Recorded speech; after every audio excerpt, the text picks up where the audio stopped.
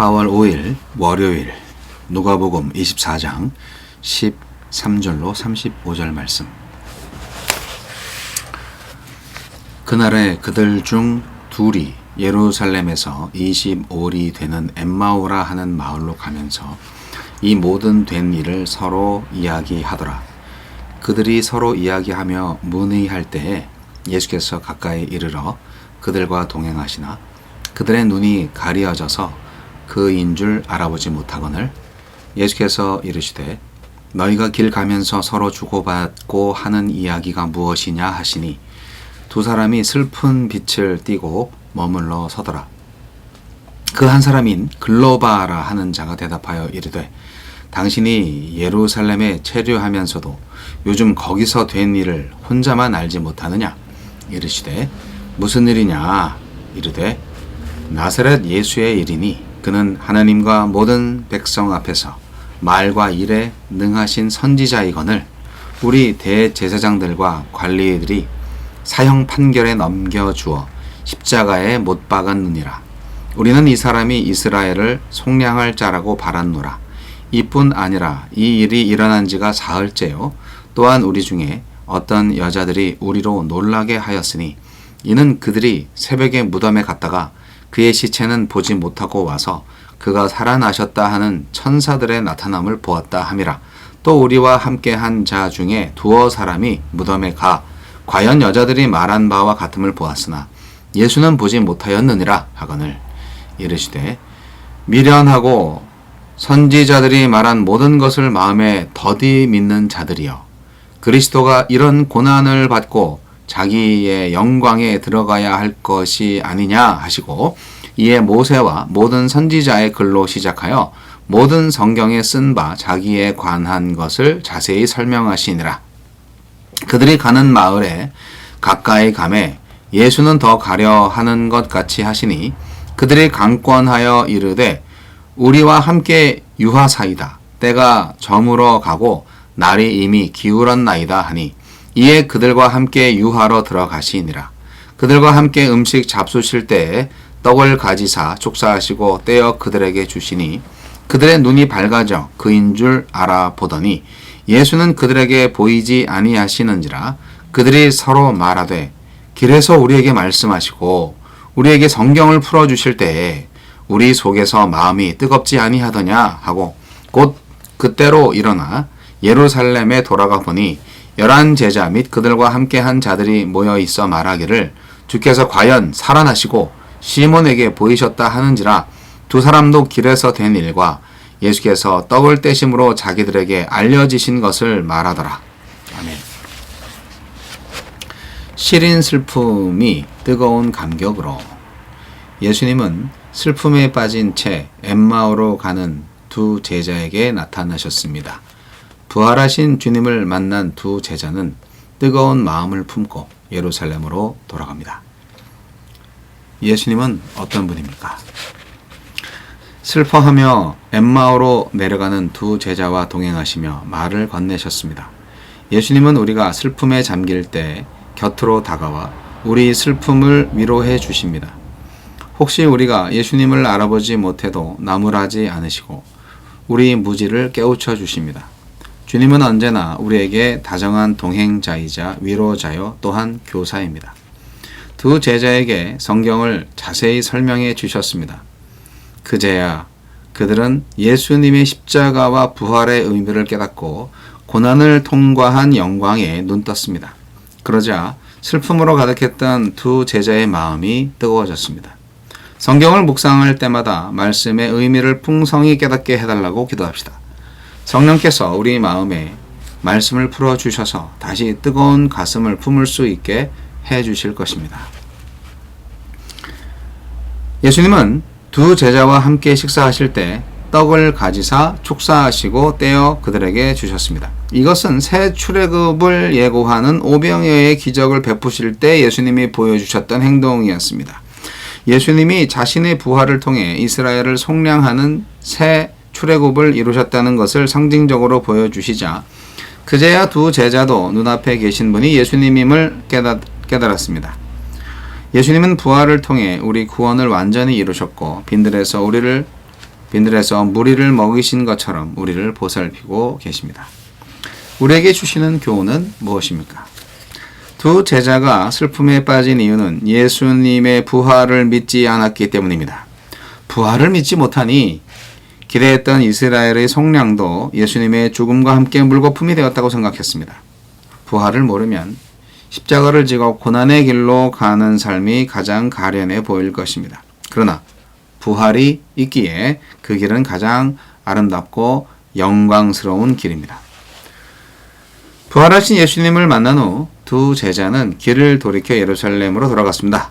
부활은 우리를 절망에 두지 않습니다. 실패한 것 같은 현실을 새로운 시각으로 보게 하고 새 일을 시작하게 합니다. 우리 삶의 고단한 현실도 부활의 렌즈로 다시 보면 희망을 읽어낼 수 있을 것입니다.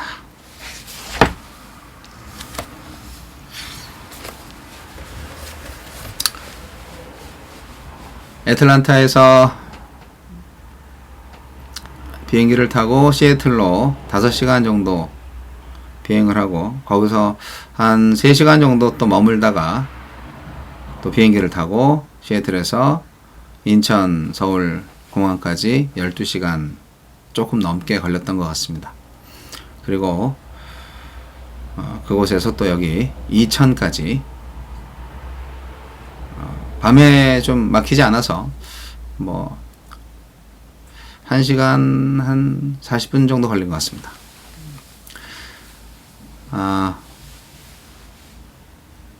올 때 그 아시아나 항공으로 시애틀에서 인천까지 왔는데요. 아시아나 항공 그 스튜디오스들이 부직포 가운을 다 입고 있는 거예요. 그래서 마치 그 이동식 병원 들어가는 환자 느낌이 났어요. 여하튼 왜 그렇게 하는지 모르겠어요.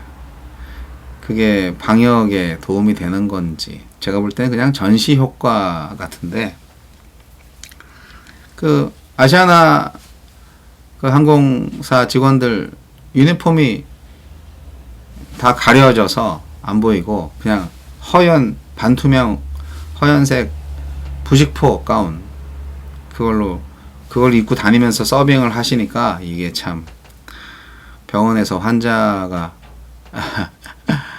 식사 받는 것 같기도 하고 여하튼 저는 그랬어요. 저는 그런 걸 보면 좀 우리나라 사람들은 좀 오바하는 게 좀 있다는 생각이 들어요. 예.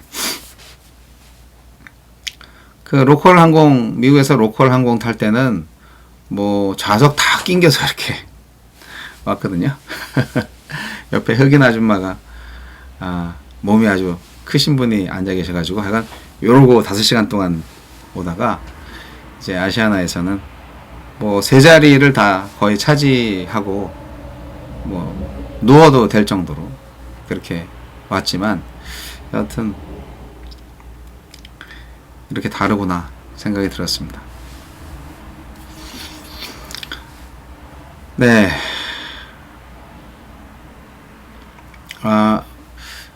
미국에 계신 우리 성도님들 많이 보고 싶습니다.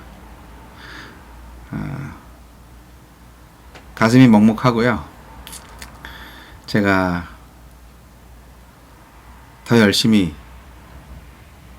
해야 되는데 라는 생각을 더 하게 됩니다. 뭐 다시 돌아갈 때가 또 있겠지만 일단은 또 이렇게 한국에서 여러분들 생각하면서 더 열심히 살아보려고 하고 있기 때문에 멀리서도 가깝게 교제하면서 지낼 수 있었으면 좋겠다는 생각을 하고요.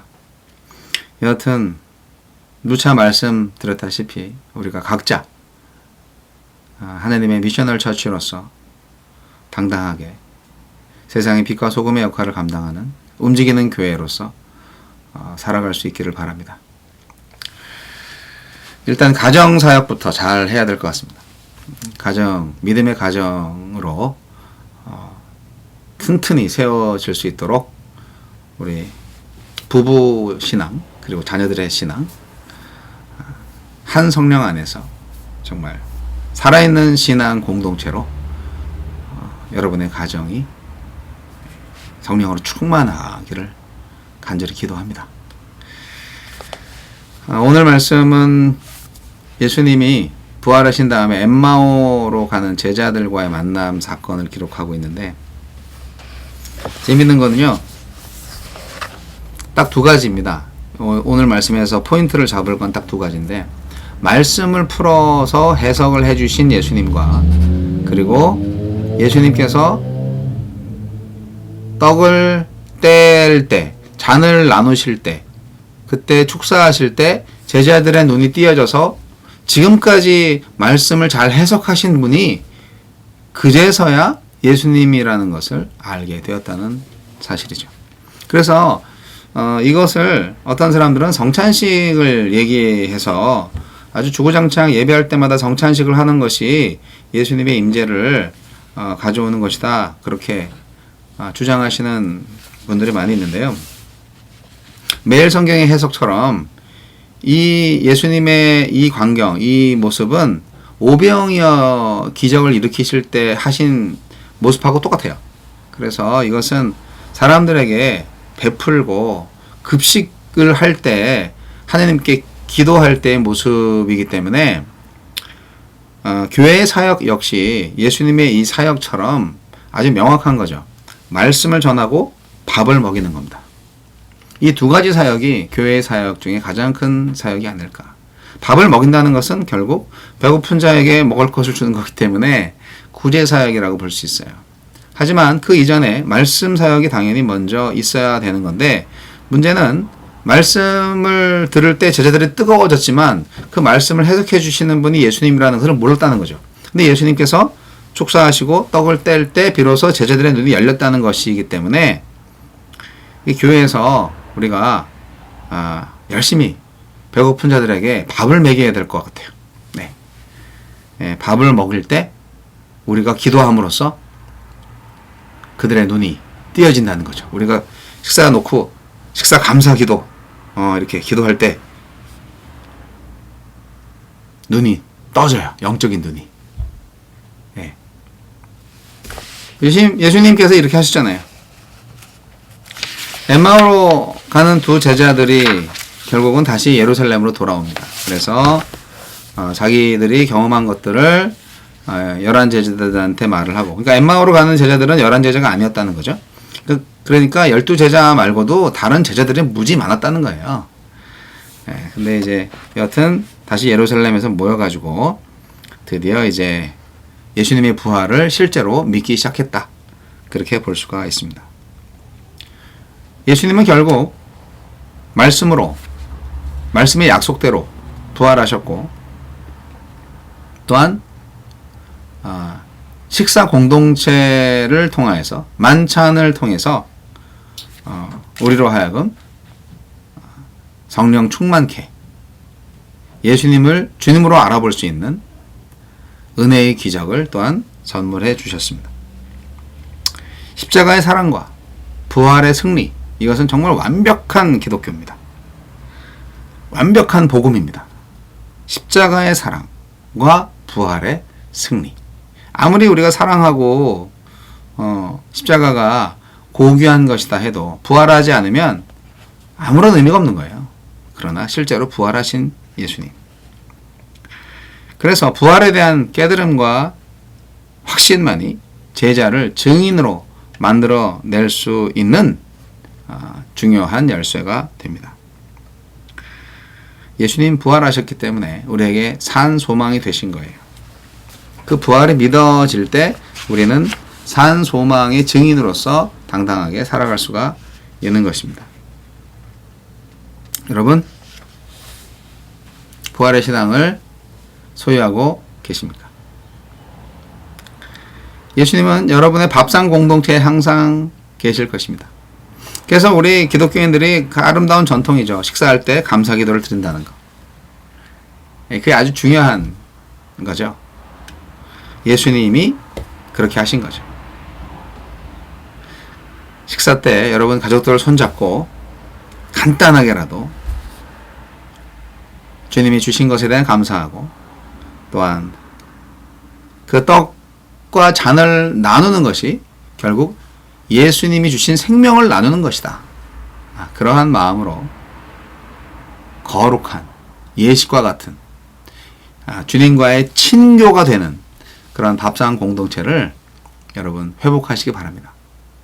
가족들끼리 다 따로 먹는 거 그래서 별로 안 좋은 겁니다.